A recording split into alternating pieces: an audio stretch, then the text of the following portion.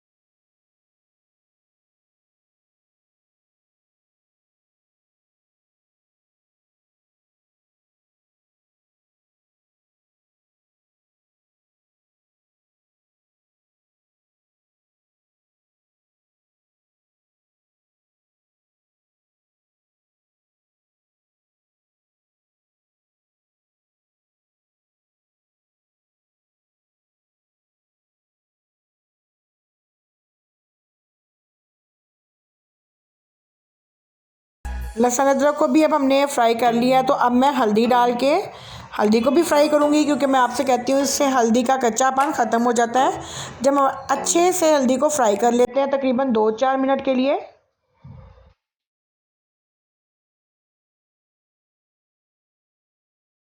तो चलें अब हम इसमें टमाटर शामिल कर देते हैं। टमाटरों के साथ ही हम चिकन को भी शामिल कर देंगे और टमाटर और चिकन को हम एक बार अच्छे से मसाले में मिक्स कर लेते हैं और इसके साथ ही हम बाकी के मसाले जात भी शामिल कर देंगे।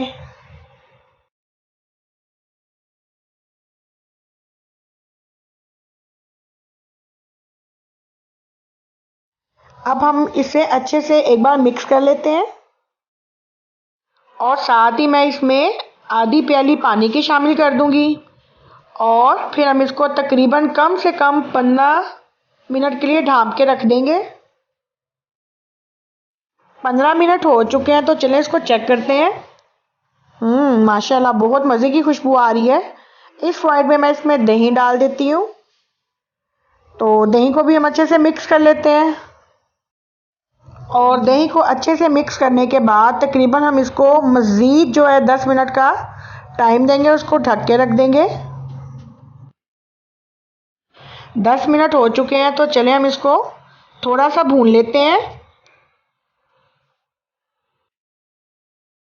कौरमा हमारा डन हो चुका है। अब मैं इसमें गरम मसाला पाउडर डाल रही हूँ।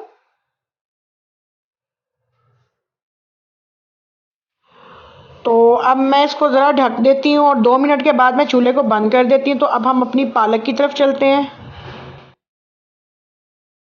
पालक हमारी डन है, तो चलें हम इसको ग्राइंड कर लेते हैं। मैंने पालक को ग्राइंड कर लिया है।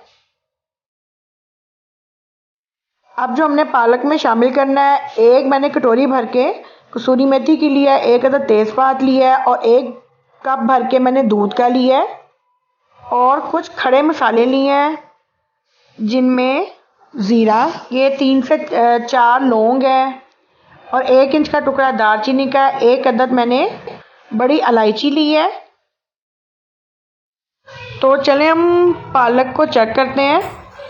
पालक में पानी बिल्कुल खुश्क होता चला जा रहा है और इस पॉइंट पे